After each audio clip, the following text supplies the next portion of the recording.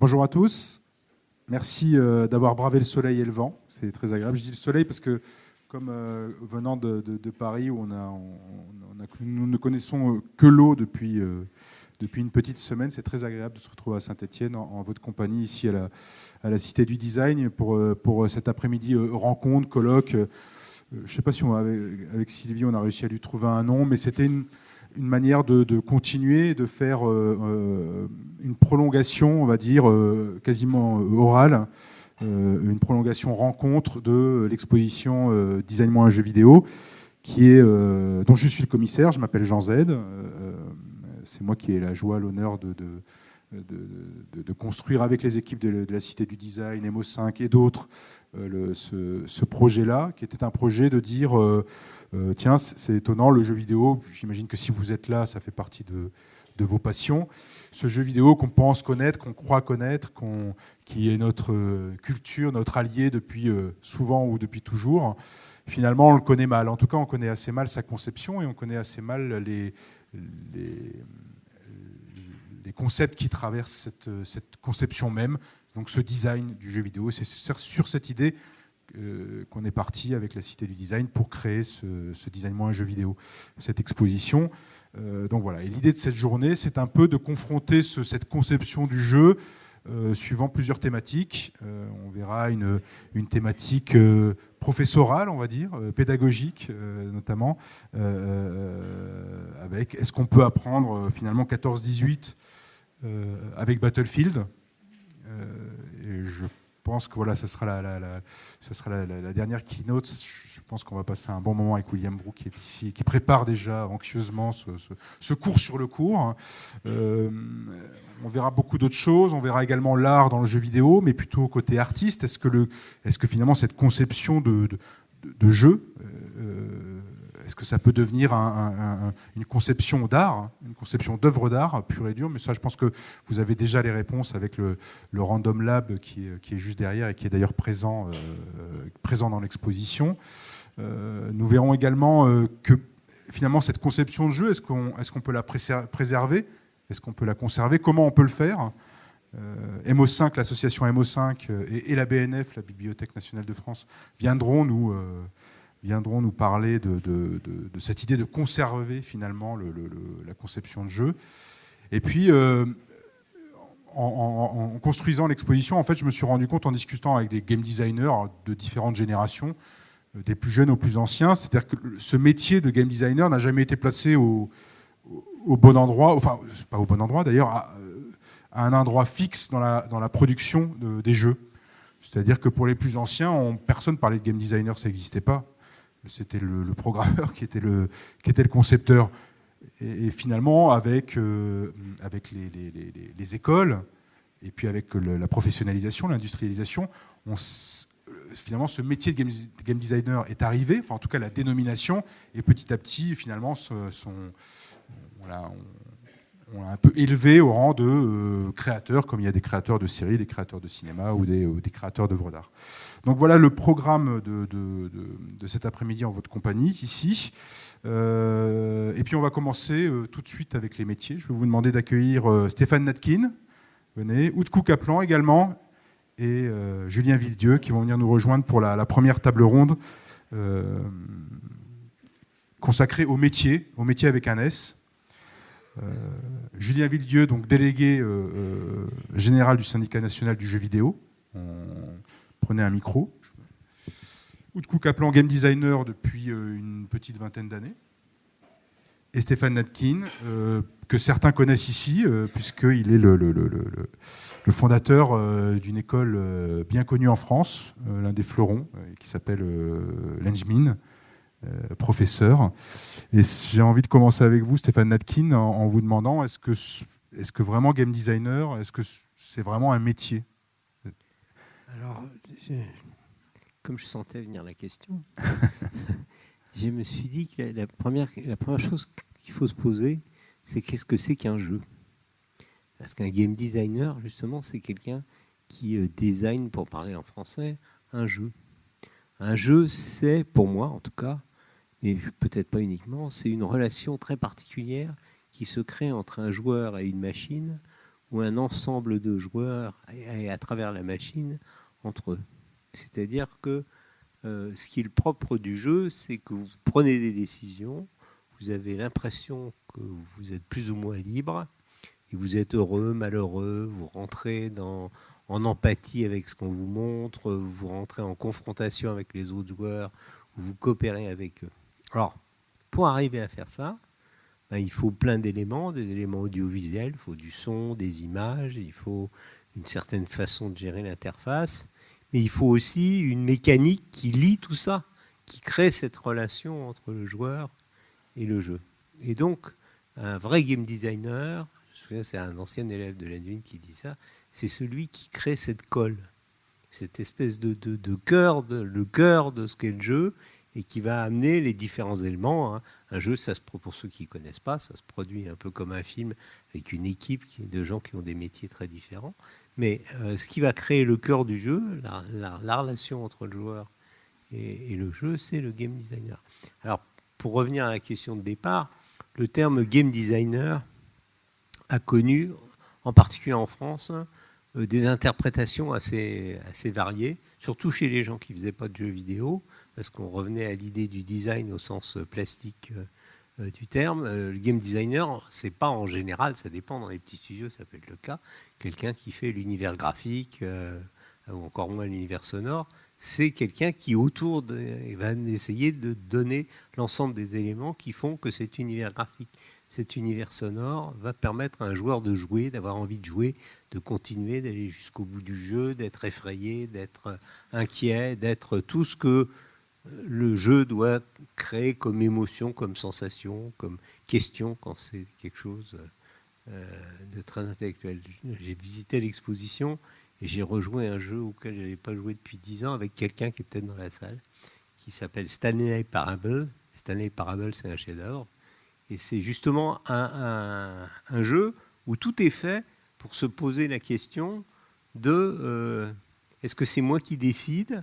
Alors, au premier degré, c'est l'histoire de ça donne le sens de qu'est-ce qu'on fait nous dans notre vie quand on travaille, mais c'est aussi qu'est-ce qui me commande dans le jeu? Pourquoi est-ce que je réponds? Est-ce que je réponds pas? Est-ce que je désobéis? Est-ce que je continue? Et tout est fait pour ça. Il y a une espèce de voix british très classieuse qui vous dit l'ensemble de la mécanique, tous les éléments. Et bien, celui qui a créé ça, c'est le game designer de Stanley Parable, dont le nom m'échappe là tout à coup, mais qui est un vrai game designer. Oui, qui est un vrai game designer. Donc, game designer, Outku Kaplan, un mot, créateur d'émotions, on serait plutôt tenté de dire créateur de mécanique, mais est-ce qu'il est créateur d'émotions? Oui, on est créateur d'émotions. Alors c'est vrai que j'ai l'impression, en tout cas dans toutes les rencontres que j'ai fait de game designers et de développeurs de jeux vidéo en général, le boulot de game designer varie vraiment d'un studio à l'autre, d'un type de jeu à l'autre, entre un studio, enfin une équipe de développement qui travaille sur des AAA consoles ou sur des jeux mobiles casual. Vous n'avez pas du tout le même métier, vous n'avez pas du tout les mêmes ingrédients qui vont être mis, et vous n'avez donc pas du tout les mêmes compétences. Et ce boulot, en réalité, il est hyper différent si il y a plus ou moins une forte tendance marketing ou une dimension technique hyper importante.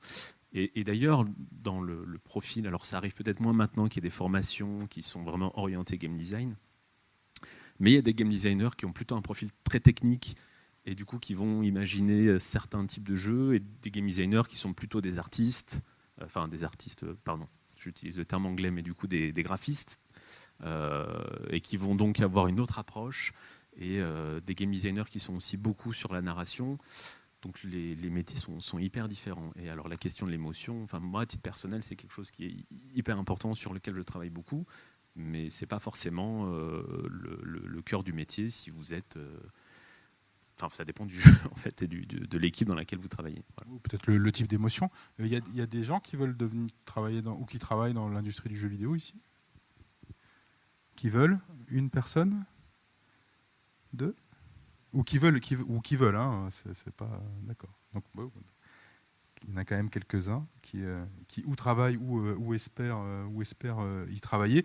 Du coup, vous parliez de diversité. Je vais me permettre de passer une petite vidéo autour de production d'Auvergne-Rhône-Alpes. Voilà, et vous allez voir qu'il y a des choses quand même... on parlait de diversité.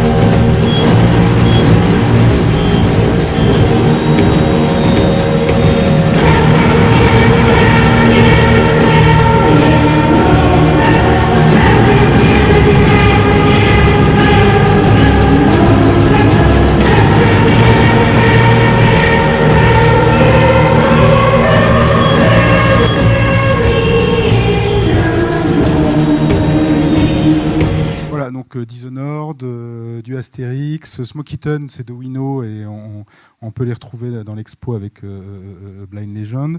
Ou du coup, vous en parlez, c'est beaucoup de diversité. Oui, du coup, il y a différents plus là, c'est très bien parce qu'il y a effectivement différentes tailles de studios, effectivement différents types de jeux. Smokyton, l'équipe qui fait ce jeu-là, à l'époque où ils ont fait ce jeu-là, ils devaient être 5-6. Et on manipule aussi d'autres ingrédients. Là, typiquement, donc là, je ne sais pas si vous avez vu, c'est un jeu pour arrêter de fumer. Donc forcément, les enjeux et les ingrédients qu'on va mettre dans le game design ne vont pas être les mêmes que dans un jeu comme Dishonored 2, par exemple, où l'aspect là, purement ludique, on va dire, est beaucoup plus important. Julien Villedieu, un petit mot sur le SNJV. Avant de parler peut-être du référentiel des métiers dont le dernier, je crois, est sorti en 2017, me semble-t-il, mais avant de retrouver sur ce référentiel, est-ce que vous pouvez présenter ce SNJV ? Alors, d'abord, bonjour à toutes et à tous. Je voulais féliciter Jean pour son exposition. Si vous ne l'avez pas vue, courez-y parce qu'elle est vraiment de très grande qualité et elle donne à comprendre justement l'envers du décor et tout ce que représentent nos métiers. Donc le SNJV, pour répondre à la question, c'est l'organisation professionnelle qui fédère l'ensemble des entreprises de conception et d'édition de jeux vidéo en France. On existe depuis 12 ans. On a été créé par des dirigeants d'entreprise avec un objectif qui est de parler de nos métiers, parler de notre industrie, à l'attention non seulement des pouvoirs publics, parce qu'il y a des enjeux pour nos entreprises de pouvoir continuer à créer des jeux vidéo en France, puisque la France est un pays qui est réputé depuis de très nombreuses années dans la création, et on le voit d'ailleurs sur ce qui se fait dans cette région, mais il y a plein d'autres régions dans lesquelles les studios sont très reconnus mondialement. On a même des créateurs français qui ont créé des genres. Je suis sûr même que Alone in the Dark est présenté dans l'exposition. Ça a été un genre créé par Frédéric Rénal à l'époque. S'il y a Resident Evil, c'est parce qu'il y a Alone in the Dark. Exactement. Donc nous, le SNJV, on a ce rôle-là de promouvoir les métiers, de promouvoir les entreprises à destination des pouvoirs publics, à destination du grand public et des médias. Et effectivement, à travers la diversité de nos actions, on a entrepris il y a quelques années de répertorier l'ensemble de nos métiers. Alors, dans une entreprise de conception de jeux vidéo, vous avez des métiers très classiques, comptable, responsable de la communication, le marketing, du secrétariat, etc. Mais on a 34 métiers qui sont spécifiques à notre industrie et à notre chaîne de production. Et donc ce sont ces métiers qui sont référencés au sein d'un document qui s'appelle donc le référentiel des métiers du jeu vidéo. Alors il est de 2017, donc 2017 pour les gens du jeu vidéo c'est presque le siècle dernier. Néanmoins ce document reste d'actualité, il sera mis à jour en 2020. Il a une double vocation.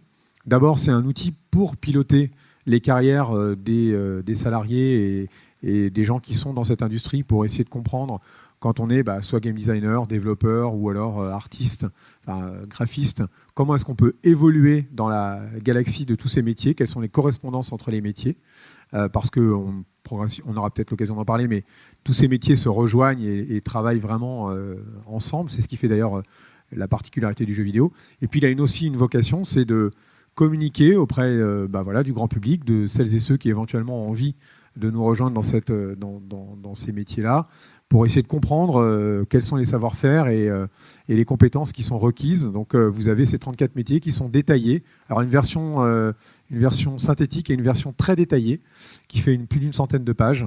Donc je vous invite à vous y référer. Il y a aussi une grille de salaire. Alors ça a pas mal évolué. Donc rendez-vous fin d'année 2020 pour la 3e édition. Mais voilà, c'est un bon outil pour commencer à s'acculturer à tous ces métiers. On va y revenir, et une petite bande-annonce autour de la diversité des jeux et du SNJV aussi.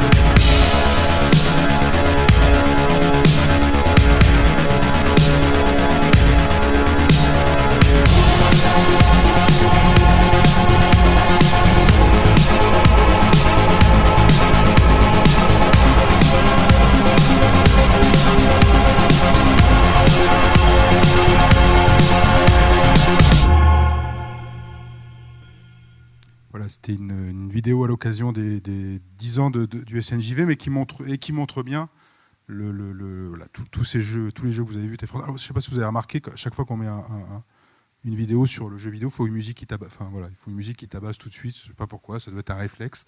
Bon, ça fonctionne très bien, on parle d'émotion. C'est la réflexion que je me suis toujours faite aussi. Pourquoi ces musiques ? Bon, voilà, on fera un autre colloque. Pourquoi ces musiques qui tabassent ? Bon, c'est très bien, ça accompagne très bien tout ça. Le début du trailer précédent était très slow du point de vue. Oui, du coup, il apparaît. Ouais, c'était très intéressant. Presque slowly. Mais là aussi, il démarre un tout petit peu doucement, puis on sent tout de suite que ça monte ou du coup, est-ce que ces métiers sont très variés ? Est-ce que finalement, on trouve même dans une structure, j'allais dire, de 5 à 10 personnes, ou j'allais dire de 5 à 20 personnes dans une entreprise de jeux vidéo, quel que soit, ça peut être du serious game, ça peut être pour mobile. Est-ce qu'on finalement on retrouve les mêmes caractéristiques ou les mêmes types de métiers ? Je ne sais pas s'ils sont si variés que ça. Si on parle aussi du référentiel des métiers du jeu vidéo. Au final, pour un jeu, vous avez besoin de quelqu'un qui va coder, au minimum, quoi. Déjà, quelqu'un qui sait coder, a priori, c'est le seul qui est vraiment, vraiment nécessaire dans l'équipe. Et encore, je dis ça, mais maintenant, il y a plein d'outils, je ne vais pas citer de marque, mais il y a plein d'éditeurs de jeux vidéo qui permettent sans avoir de développeur, de faire un jeu juste en mettant justement les assets graphiques, en créant les graphismes du jeu et les animations. Les métiers, dans l'absolu, ne sont pas si variés que ça. Après, la manière justement de collaborer, je pense, dans les équipes est un peu différente. On est quand même dans une industrie qui est assez jeune, malgré tout. Et les méthodes de production, je trouve, moi, diffèrent. Enfin, quand on passe un peu d'un studio à l'autre, les méthodes de production, moi, je les trouve quand même souvent assez différentes. Alors, ça vient aussi de la taille de l'équipe, ça vient aussi des types de jeux et les supports sur lesquels on travaille. Mais ça a tendance, depuis, je trouve, quelques temps, à s'uniformiser, parce que finalement, il y a quelques éditeurs de jeux. Je ne sais pas si on a le droit de citer des noms, enfin, voilà, comme Unity ou Unreal qui aujourd'hui dominent le marché. Et finalement, tout le monde travaille un peu avec ça. Alors, il y a toujours quelques originaux qui mettent un point d'honneur à développer leurs propres technos et leurs propres outils, ce qui est super, parce que ça doit faire avancer aussi un peu les choses. Mais globalement, si vous maîtrisez ces outils, vous pouvez travailler un peu dans n'importe quelle équipe en vous adaptant, voilà, quand même un petit peu au process de chaque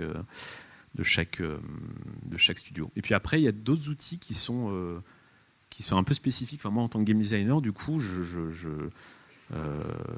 comment dire, il y a d'autres manières. Par exemple, quand vous écrivez un document de game design, alors je ne sais pas si je digresse pas un petit peu, mais quand vous écrivez un document de game design, la manière dont je pouvais le faire il y a 10 ans, en ouvrant 10-15 ans, en ouvrant Word et puis en tapant un peu mon game design doc au kilomètre, a forcément évolué, parce qu'il y a d'autres outils. Il y a pas mal de game designers qui utilisaient des wikis, par exemple. Et maintenant, il y a encore d'autres types de documents qui sont justement à la croisée des chemins entre le wiki et le doc type Google Doc, enfin les docs collaboratifs en ligne, qui permettent justement de très facilement collaborer entre différents membres d'une équipe et d'avoir un document qui est ce qu'on appelle la source de vérité, puisqu'à un moment, vous devez avoir un outil qui va être un document qui va vous permettre d'être la référence pour que tous les membres de l'équipe puissent se coordonner sur je sais pas, le scénario, telle mécanique, qu'est-ce qui se passe quand on appuie là, qu'est-ce qui se passe quand on arrive devant tel obstacle, comment on le contourne, etc. etc. Donc une des particularités aussi, c'est que le secteur, parce que les outils évoluent finalement hyper vite, le secteur évolue, et puis on découvre, voilà, des manières de travailler qui sont un peu différentes du coup d'un studio à l'autre. Moi, je pense que il y a quand même quelques cœurs de métier qui sont essentiels. C'est-à-dire que, par exemple, à l'Engine, dans le principal diplôme, on ne prend pas des gens qui sortent du bac, on prend des gens qui ont déjà 3 ans, au moins une licence. Et en fait, à l'origine de ça, je pense que, par exemple, quelqu'un qui est un graphiste ou un animateur, c'est quelqu'un qui a consacré une bonne partie de sa vie à regarder des images, ou à regarder des films, à regarder comment se fait le mouvement, et qui va, dans le jeu vidéo, apprendre à le traiter d'une autre façon, parce que justement, c'est au service du game design. Et la même chose pour le son, la même chose pour un programmeur. Moi, je pense qu'un vrai programmeur, c'est quelqu'un qui n'est pas quelqu'un qui sait juste faire du script sous une Unreal, c'est quelqu'un qui sait qu'est-ce que c'est qu'une machine, quelle est sa puissance, quel genre de choses on peut faire. On a vu dans le jeu vidéo un tas d'erreurs catastrophiques de ce point de vue-là. Et donc, il y a un cœur de métier. Il y en a 2 ou 3 qui sont bien fixés. L'image, le son et la programmation, on semble sûr. Le game design, c'est beaucoup plus variable. Parce qu'effectivement, si je vois l'origine des gens, on peut trouver des gens, comme tu disais, qui viennent de la narration, qui ont fait une école de cinéma ou une école d'écriture. Des gens qui viennent de la programmation, qui sont plutôt portés sur les mécanismes. Et puis, il y a un tas d'autres gens. Des gens qui ont fait Sciences Po, toutes sortes de choses, et qui ont une envie d'écriture. C'est vrai aussi pour ce qu'on appelle les producers, c'est-à-dire les chefs de projet. Producers, ça demande une certaine expérience, surtout l'envie de gérer une équipe, tous les conflits, enfin tout le bonheur de la gestion d'une équipe. Donc je pense qu'il y a un cœur de métier, et la raison pour laquelle je pense ça, c'est qu'on ne faisait pas des jeux vidéo il y a 10 ans comme on les fait maintenant, et on ne les fera pas de la même façon dans 10 ans. Et par contre, il y a une pensée de départ qui est au cœur de ce qu'artiste. Par contre, là où ce qui change complètement, c'est que c'est évidemment être graphiste dans un studio indépendant, on est 5, ou participer à une équipe de 250 personnes à Montréal pour faire bouger le poil de la fesse de je ne sais quel gros singe, c'est pas vraiment le même. C'est le même base de départ, mais c'est pas la même organisation. Certains outils sont en commun, mais on ne les utilise plus de la même façon, parce que le pipeline de production, la responsabilité qu'on a n'est absolument pas la même. Et donc ça, évidemment, ça change. Mais je pense que de ce point de vue-là, On a un autre média qui a une longue histoire, qui est le cinéma, et faire du cinéma, des courts-métrages en indépendant et faire un blockbuster à Hollywood, c'est pas non plus du tout la même chose. Julien, est-ce qu'on dit souvent que dans le jeu vidéo, en fait, qu'il y a des auteurs, on peut citer Kojima, on peut citer Michel Ancel, mais en fait, en réalité, ce que met en avant l'industrie, c'est plutôt le collectif. Alors, de fait, parce que c'est sans doute vrai, mais de fait aussi, c'est peut-être pas une culture d'entreprise de mettre tel type, j'allais dire, de travailleurs ou tel type de salariés en avant. Alors, est-ce qu'il y a des auteurs dans le jeu vidéo? Est-ce que ça fait partie du mythe? Est-ce que ça dépend en réalité des productions? Et oui, il y aura des auteurs, mais il n'y en a pas partout. Et parfois, il y a bien effectivement des œuvres collectives dans le jeu vidéo. Alors, c'est une question très importante. Il y a l'interprétation juridique qu'on peut en faire, et puis il y a la réalité du quotidien.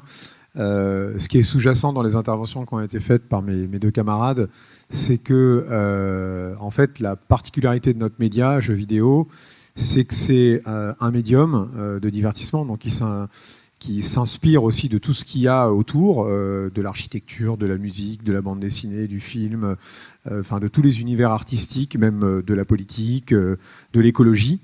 Et tout cela mélangé se retrouve aussi dans cette alchimie unique de mélange de compétences qu'on a au sein de nos équipes. Et c'est vrai que dans une équipe de conception de jeux vidéo, qu'il y ait entre guillemets 3 ou 2000 personnes, c'est effectivement un collectif. C'est un collectif et c'est un collectif qui est d'autant plus important que la particularité du jeu vidéo, c'est que contrairement à un film qui va être storyboardé ou à une bande dessinée qui va être scriptée, le jeu vidéo, lui, il est issu, d'ailleurs l'exposition le montre très bien, d'une intention. Il y a une intention, il y a une direction créative, il y a une direction d'émotion, de game design, qui est posée. Et ensuite, les équipes vont travailler ensemble autour. Les développeurs, les programmeurs vont apporter leur science de la programmation pour faire en sorte que l'intention se traduise correctement dans ce qu'on appelle la jouabilité, c'est-à-dire l'interaction avec le joueur. Les artistes vont tenter de retransmettre l'émotion qui est souhaitée par le game designer à travers leur graphisme, leur univers, les personnages, les décors, la tension, etc. L'univers sonore aussi. Enfin, tout ça se mélange. Et en fait, on travaille sur un modèle itératif. C'est-à-dire que, bien sûr, on va créer des personnages et on va les faire évoluer, mais ces personnages, s'ils sont trop grands, trop petits, trop larges, etc., ils vont pas marcher dans le jeu. L'exemple le plus criant, c'est Rayman. Lorsque Rayman a été créé, pourquoi est-ce que Michel Ancel lui a pas mis 2 bras et de jambes? C'est parce que la vitesse de calcul à l'époque des processeurs ne permettait pas au petit Rayman de bouger correctement avec ses membres. Donc en fait, on lui a enlevé les bras et les jambes, il avait des mains et des pieds, mais il n'y avait pas de bras et de jambes. Ça a choqué personne, tout le monde a joué avec et c'était génial. Mais on a intégré, et les artistes comme les programmeurs ont intégré l'intention créative de l'auteur qui était d'avoir un personnage qui avançait vite et qui était un peu foufou, qui allait dans tous les sens. Donc ce que je veux dire par là, et je vais venir à la réponse à la question, je ne l'ai pas éludé, c'est que en fait, ce collectif itère en permanence, fait des allers-retours, et maintenant, même dans les jeux qu'on appelle live-ops, c'est-à-dire les jeux qui durent dans le temps, le dialogue se fait non plus simplement dans l'équipe, mais il se fait aussi avec le joueur. Ce qui est une particularité plus récente, de ces 5 dernières années, c'est qu'on va dialoguer avec sa communauté de joueurs. Donc, est-ce qu'il y a des auteurs ou pas? Il y a des créateurs, ça c'est certain, et d'ailleurs même les programmeurs sont des créateurs à certains égards, autant que des artistes ou des game designers. Donc s'il y a des artistes dans la salle, ils vont me balancer des seaux d'eau. Et en fait, tout ça fait... À la fin, oui. Tout ça fait un collectif de création, de conception, qui fait qu'il est extrêmement difficile juridiquement, et j'en viens donc à la réponse, d'identifier précisément qui est auteur. Alors je ne vous renvoie pas au code de la propriété littéraire artistique, parce que c'est très complexe, mais individualiser la création et la contribution spécifique d'un auteur au sens juridique dans un jeu vidéo, c'est devenu extrêmement complexe de par la structure même de création d'un jeu vidéo. Alors évidemment, quand on est 2 dans un studio, c'est plus facile de savoir qui a fait les personnages et qui a fait le code. Mais quand on est 2000 et que, comme le disait Stéphane, on va travailler sur la crinière d'un cheval ou sur le décor ou sur un véhicule, on va travailler à plusieurs. Qui a fait la tôle, qui a fait les roues, qui a fait le véhicule? C'est impossible. Donc en fait, on est sur une œuvre collective au sens juridique du terme, dont la propriété finalement appartient à celui qui divulgue l'œuvre, au sens juridique du terme, c'est-à-dire au studio. Donc il y a des auteurs, il y a des concepteurs, il y a des créateurs, mais c'est le collectif qui prime dans la plupart des cas, et c'est la difficulté qu'on a, c'est d'identifier précisément. Après, la question de mettre en avant les personnes, ça c'est un autre sujet. Je pense moi personnellement que c'est intéressant de mettre sur le devant de la scène les équipes de production, parce qu'on a tendance à beaucoup parler du jeu comme un produit, comme finalement quelque chose qu'on achète et qu'on consomme. On consomme le jeu vidéo. Alors bien sûr, c'est la finalité, mais ce qui est important, c'est de voir que derrière, il y a des hommes et des femmes qui ont un talent extraordinaire, quel que soit leur horizon d'ailleurs, et qu'ils sont capables de réaliser tous les produits que vous avez vus à l'écran. Et donc on a décidé, nous, et je fais juste un dernier point là-dessus, on a décidé de pousser ces gens-là sur le devant de la scène, et on a d'ailleurs créé une académie qui tiendra sa première cérémonie, qui est l'équivalent des Césars ou des Victoires de la musique, et qui aura lieu le 9 mars à 20h30, et ça sera diffusé en live sur pas mal de chaînes en streaming. Donc si ça vous intéresse de savoir qui est derrière A Plague Tale ou Life is Strange ou d'autres jeux qui ont été montrés ici, mettez-vous derrière votre ordinateur et vous verrez tous ces talents extraordinaires qu'on a en France. Je voulais dire que en fait, j'étais tout à fait d'accord avec Julien. C'est sur 2 points en particulier. C'est-à-dire que y a des gens qui se lancent dans le game design parce qu'ils assimilent le game design à la notion de réalisateur au cinéma.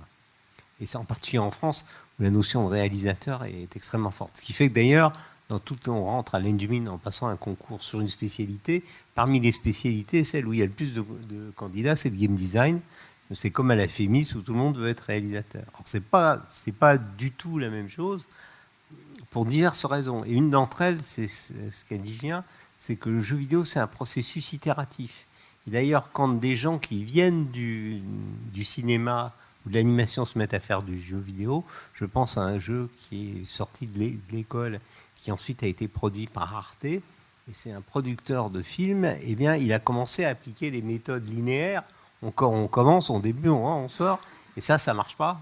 Parce qu'un jeu, il faut l'essayer. On se dit ça marche pas du tout, et donc on recommence et on itère, ce qui fait que, en général, d'ailleurs, celui qui a le final cut, c'est le producer, parce qu'il dit ça y est, on a dépensé le fric et ça doit sortir à Noël, donc on s'arrête là. Et donc il y a quelque chose qui est profondément différent. Et là aussi où je le rejoins, c'est que par contre, du point de vue de la visibilité créative, le fait qu'il n'y ait pas assez de noms, de gens connus, les gens qui sont le plus connus dans le jeu vidéo, c'est des antiquités dans mon genre, alors qu'il devrait y avoir de plus en plus de jeunes créatifs qui soient au devant, ne serait-ce que pour donner envie d'aller jouer au jeu, parce que c'est quand il y a un problème de personnalisation, à tort ou à raison, qui est très importante pour faire connaître un jeu. Autre coup, sur cette question, est-ce que vous vous sentez parfois créateur, sûrement, j'imagine. Auteur, c'est peut-être un peu différent. Ouais, alors moi, à titre personnel, je travaille aussi dans d'autres secteurs comme celui de l'animation, enfin du dessin animé. Donc à ce titre, j'ai cette casquette d'auteur, mais parce qu'on est dans une industrie audiovisuelle où les auteurs sont hyper identifiés, l'auteur de la bible littéraire, l'auteur graphique, etc. Dans le jeu vidéo, effectivement, c'est plus compliqué. Et même, je pense que même si on avait envie de le faire, là, il y a effectivement cette académie du jeu vidéo qui est en train de se constituer et cette première cérémonie qui va identifier un peu, je pense, des personnalités. D'ailleurs, je me demande qui, par exemple, quand on va dire, le meilleur jeu, machin, bravo, qui va venir récupérer le trophée ? Brad Pitt. Voilà. Je peux vous le dire tout de suite, Brad Pitt va venir et dire ok. Je pense que dans l'ADN du jeu vidéo, c'est effectivement assez rare qu'il y ait dans un studio quelqu'un qui se dise... alors il y a quelques studios, en France on connaît peut-être quelques personnalités, mais c'est finalement assez rare. Oui, on parlait d'Arkane, même Arkane, sur Dishonored 2, on voit bien les équipes. Moi, par exemple, j'ai interviewé plusieurs personnes et voilà, c'est un studio qui est passionnant et les gens qui sont à l'intérieur sont vraiment passionnants. Il y a plusieurs œuvres, des documents de conception qui sont vraiment formidables dans l'expo. Mais on ne sent pas que quelqu'un mise en avant plus que d'autres. C'est très bizarre hein, même dans le voilà. Et c'est vrai que moi dans mon réflexe, j'ai plutôt parce que j'imagine que c'est un réflexe français d'aller chercher un auteur. Enfin, c'est qui l'auteur, qui est le créateur, quoi, le Deus Ex Machina. Et en fait, pas du tout. Enfin, Mais c'est même parfois l'inverse, c'est-à-dire que dans certains studios, quand on leur dit, voilà, quand vous allez chercher les récompenses, et en fait, les directeurs de production disent, non, mais moi, je veux surtout pas y aller parce que je veux pas m'attribuer le travail de l'équipe, alors que dans un film, il y a 5 métiers qui ont été qualifiés d'auteurs hein, dans le cinéma, notamment le réalisateur, etc. Donc les gens montent sur scène, le réalisateur, il monte pour défendre son film et recevoir les récompenses.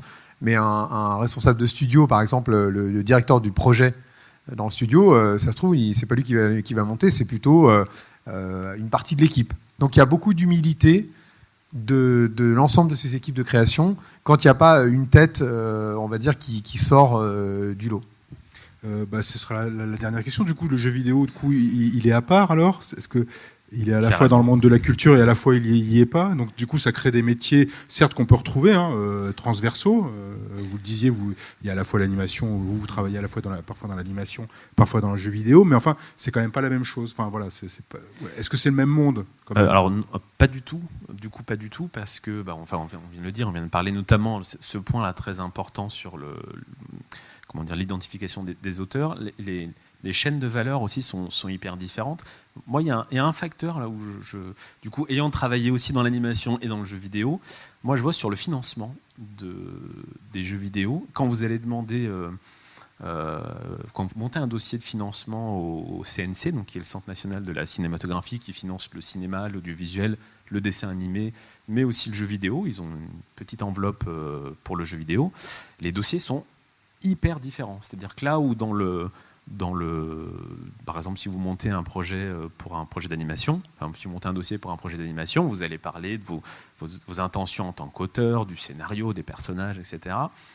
Finalement, sur la partie jeu vidéo, cette partie-là est certes importante, mais on va tout de suite essayer de vous coincer sur les dimensions marketing. Et souvent, dans les commissions CNC, si les personnes qui sont dans les commissions pensent que votre jeu ne va pas être rentable, même si c'est cool, il y avait des super beaux graphismes et puis le concept avait l'air sympa, mais la dimension marketing est hyper importante. Parce que dans l'industrie du jeu vidéo, on ne finance pas, contrairement au cinéma, l'audiovisuel, le métier du producteur audiovisuel, c'est de financer sa production. Puis ma foi, une fois que le budget est fait, après le produit, la production et l'œuvre va être créée, et puis après des fois il peut y avoir des reventes internationales, etc., etc. Mais globalement son métier est terminé. Alors que dans le jeu vidéo, c'est le début en fait. Une fois qu'on a produit le jeu, après il va falloir le vendre, l'exploiter. Alors là maintenant aujourd'hui il y a des méthodes de production où on commence à sortir le jeu alors qu'il n'est pas tout à fait terminé, ou alors on a une espèce de V1, puis après on fait des live ops, donc on continue de faire évoluer le jeu une fois que le jeu est sorti, etc. On se rapproche de la communauté. Donc en fait, la production d'un jeu vidéo, du coup, dans sa chaîne de valeur, est hyper différente de ce qui peut se faire ailleurs. Et on est à la fois dans l'industrie culturelle, mais aussi dans une industrie technique. C'est de l'informatique, quoi, en fait, le jeu vidéo. Je voulais un peu réagir à ça. Sur le constat, je suis tout à fait d'accord. Je pense que ce constat est d'une certaine façon un peu affligeant. C'est-à-dire que d'ailleurs au CNC, c'est pas les mêmes genres et c'est pas les mêmes mécaniques qui servent à décider de si on donne des sous ou pas.